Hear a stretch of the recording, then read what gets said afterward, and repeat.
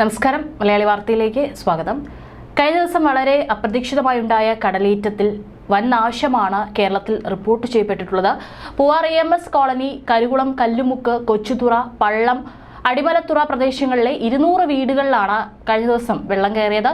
തീരത്തുണ്ടായിരുന്ന 500 വള്ളങ്ങൾക്കാണ് കേടുപാടുണ്ടായത്. വള്ളങ്ങൾക്കടിയിൽപ്പെട്ട് മത്സ്യത്തൊഴിലാളികൾക്ക് പരിക്കും പറ്റിയിട്ടുണ്ട്. വെള്ളം കയറിയ വീടുകളിലുള്ളവരെ സമീപത്തെ സ്കൂളുകളിലേക്കും അതുപോലെ തന്നെ കല്യാണ മണ്ഡപങ്ങളിലേക്കും മാറ്റി. തീരത്തുണ്ടായിരുന്ന വള്ളങ്ങൾക്കടിയിൽപ്പെട്ടാണ് മത്സ്യത്തൊഴിലാളികൾക്ക് പരിക്കേറ്റത്.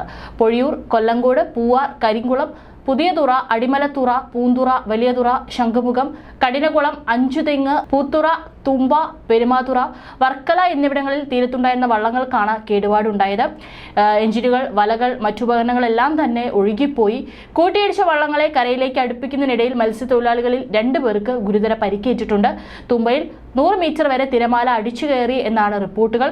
പൂന്തുറ മടുവ സ്വദേശി കൾസൺ പീറ്റർ, അതുപോലെ നടുത്തറ സ്വദേശിയായ അലക്സാണ്ടർ എന്നിവർക്കാണ് ഇത്തരത്തിൽ വള്ളങ്ങൾ കരയിലേക്ക് മാറ്റുന്നതിനിടയിൽ പരിക്കേറ്റത്. മിക്ക വള്ളങ്ങളിലെയും എഞ്ചിനുകൾക്ക് കേടുപാടുണ്ടായെന്നും മത്സ്യത്തൊഴിലാളികളായ ബെഞ്ചമിൻ പറഞ്ഞു. സാധാരണ ഉഷ്ണകാലത്തും കാലവർഷത്തിന് തൊട്ടു മുൻപും ഇത്തരത്തിൽ കടലേറ്റം ഉണ്ടാകാറുണ്ട്. ഞായറാഴ്ച ഉണ്ടായ കടലേറ്റം അതിശക്തമായിരുന്നുവെന്നാണ് അവിടെ ഉണ്ടായിരുന്ന തൊഴിലാളികളും അതുപോലെ തന്നെ തീരദേശത്ത് താമസിക്കുന്നവരും പറഞ്ഞത്. മുതലപ്പുഴി അഴിമുഖത്ത് മീൻപിടുത്ത വള്ളം മറിഞ്ഞ് ഞായറാഴ്ച വൈകിട്ടോടെയാണ് അഴിമുഖത്തുണ്ടായ ശക്തമായ തിരയിൽപ്പെട്ട് വള്ളം മറിഞ്ഞത്. വള്ളത്തിലുണ്ടായിരുന്ന 2 പേരെ രക്ഷപ്പെടുത്തി. കഴിഞ്ഞ ദിവസം വൈകിട്ട് 7:30യോടെയാണ് അപകടമുണ്ടായത്. മീൻപിടുത്തം കഴിഞ്ഞ് മടങ്ങി വരുന്നതിനിടെയാണ് വള്ളം മറിഞ്ഞത്.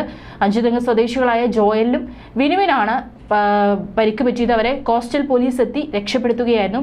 അഞ്ചുതെങ്ങ് സ്വദേശി ലാലു ജോസഫിന്റെ ഉടമസ്ഥതയിലുള്ള വള്ളമാണ് മറിഞ്ഞത്. വലയും എഞ്ചിനും എല്ലാം തന്നെ നഷ്ടപ്പെട്ടു. കൂടാതെ വള്ളത്തിനും കേടുപാടുകളും സംഭവിച്ചു.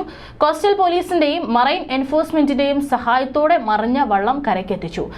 അതേസമയം തെക്കൻ കേരളത്തിലെ ചില പ്രദേശങ്ങളിലുണ്ടായ കടൽക്ഷോഭം കുറഞ്ഞു വരികയാണെന്നാണ് മന്ത്രി സജി ചെറിയാൻ അറിയിച്ചിട്ടുള്ളത്. സ്ഥിതിഗതികൾ നിരീക്ഷിച്ചു വരികയാണ്. മത്സ്യത്തൊഴിലാളികളുടെ സുരക്ഷ ഉറപ്പുവരുത്താനുള്ള നടപടികൾ സ്വീകരിച്ചിട്ടുണ്ട്. അടിയന്തര സാഹചര്യങ്ങളിൽ കൺട്രോൾ റൂം നമ്പറുകളിൽ ബന്ധപ്പെടണമെന്നും മന്ത്രി അറിയിച്ചു.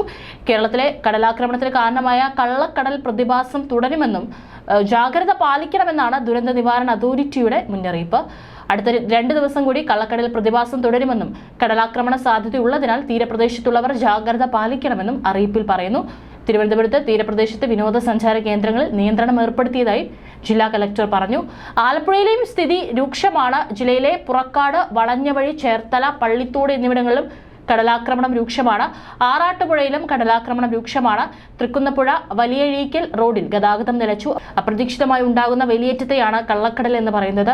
കാറ്റിനനുസരിച്ചോ സൂര്യന്റെയും ചന്ദ്രന്റെയും ഗുരുത്വാകർഷണ ഫലമായോ ഉണ്ടാകുന്ന പ്രതിഭാസമാണ് വേലിയേറ്റം. ഇത് രണ്ടുമല്ലാതെ ഉണ്ടാകുന്ന വേലിയേറ്റമാണ് കള്ളക്കടൽ. ഇത് രൂപപ്പെടുന്നതോടെ തീരം ഉള്ളിലോട്ട് വലിയും. പിന്നീട് വൻ തിരമാലകൾ തീരത്ത് അടിച്ചു കയറും. ആദ്യ തിരകൾ എത്തുമ്പോൾ തന്നെ ഇത് കള്ളക്കടലാണെന്ന് തിരിച്ചറിയാൻ സാധിക്കുമെന്നാണ് തീരദേശവാസികളടക്കം പറയുന്നത്. ഏതായാലും തീരത്ത് താമസിക്കുന്നവർക്ക് ജാഗ്രതാ നിർദ്ദേശവും നൽകിയിട്ടുണ്ട്.